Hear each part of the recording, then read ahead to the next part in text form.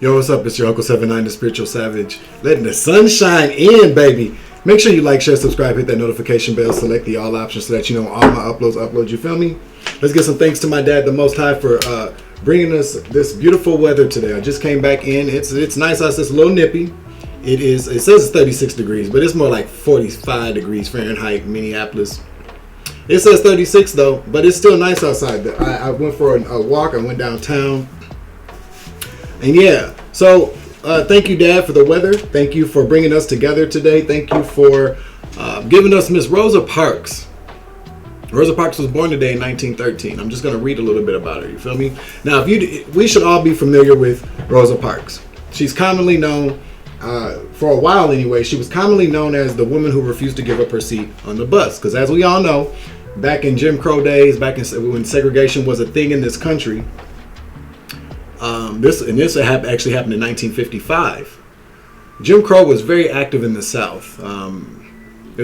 People were hung, people were lynched. Black folks had to go around the back. Couldn't use the same. We couldn't even eat in some restaurants. We had to use different bathrooms, different utensils. We couldn't even vote. Certain towns we couldn't be out after dark. Those towns still do exist. Sundown towns. Pay attention. Yeah, somebody needs another brushing today, though. But anyway, she's commonly known as the woman who refused to give up her seat on the bus. She was tired, okay? She didn't understand it, so I'm just going to read it. It says, Rosa Parks, 1913 to 2005, helped initiate the civil rights movement in the United States when she refused to give up her seat to a white man on a Montgomery, Alabama bus in 1955. Her actions inspired the leaders of the local black community to organize the Montgomery boycott, led by a young Reverend Dr. Martin Luther King Jr. This boycott lasted more than a year, during which Parks not coincidentally lost her job and ended up only when the university. Okay, coincidentally lost her job. Yeah, she lost her job behind that. And it ended only when the U.S. Supreme Court ruled that bus segregation was unconstitutional. Over the next half century, Parks became a nationally recognized symbol of dignity and strength in the struggle to end entrenched racial segregation. So let's give some gratitude to Miss Rosa Parks for a start. She kicked it off. She was arrested. I might see if I find some pictures to go here, if I'm sure. But she was arrested. She was older too. A lot back then too. People to even get on the bus, they walked to get on the bus. You feel me? Buses didn't always go where black people lived, and so people had to walk a long time to go even get on the bus. But then when the bus boycott happened, a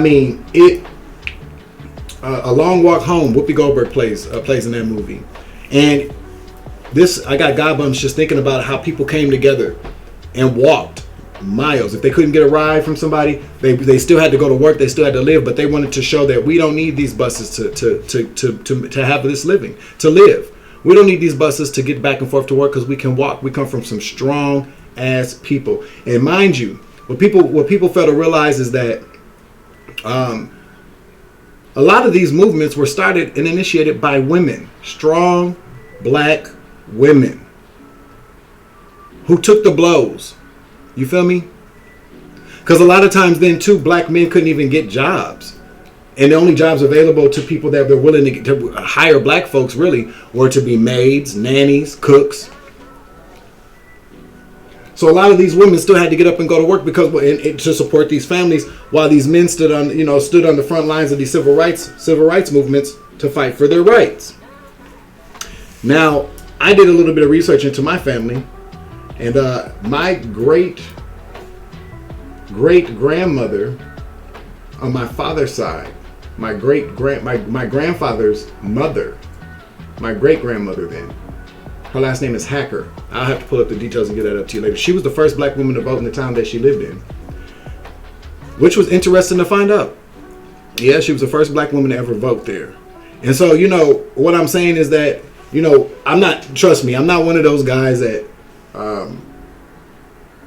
bash other men. I'm not like that.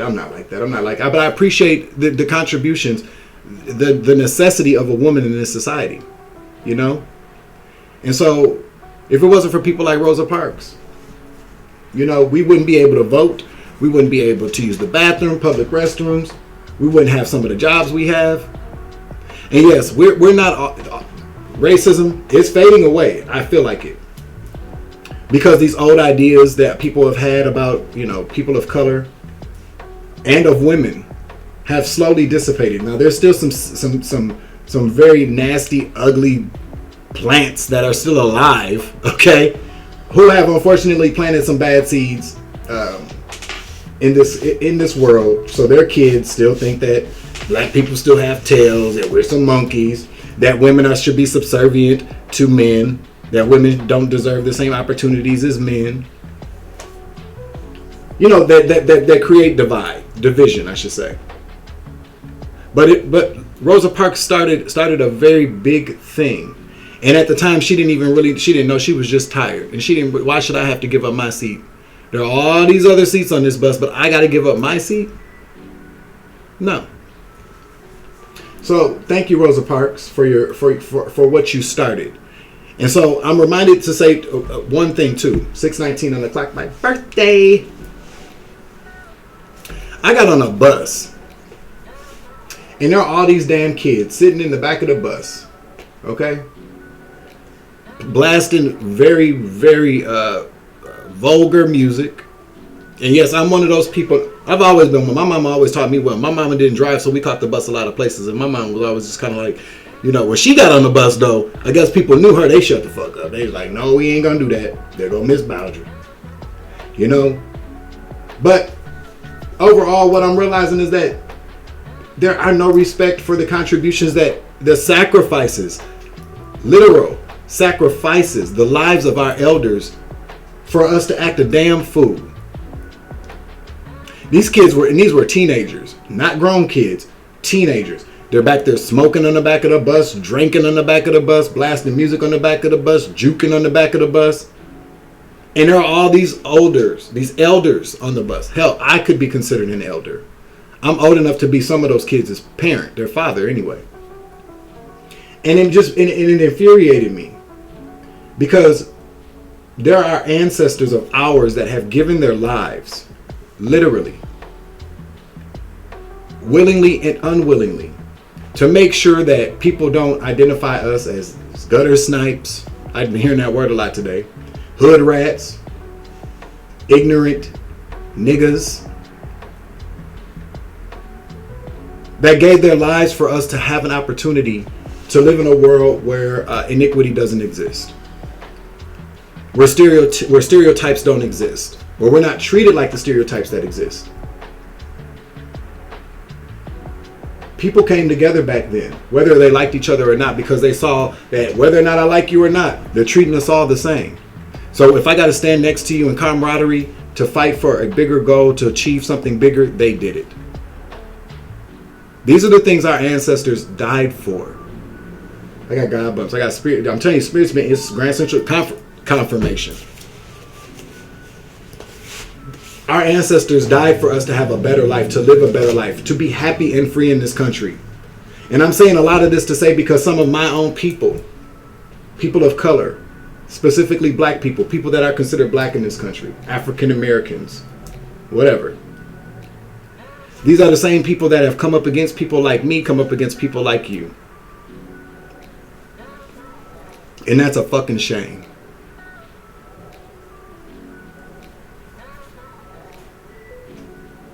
What I'm being led to tell you today by the Holy Spirit and by ancestors is that it's up to us to create these changes in the world if we do not like them. If we're unhappy with stuff, if we see iniquities in this world, if we see regression in this world, I just heard, if we see prejudice, racism, misogyny, homophobia,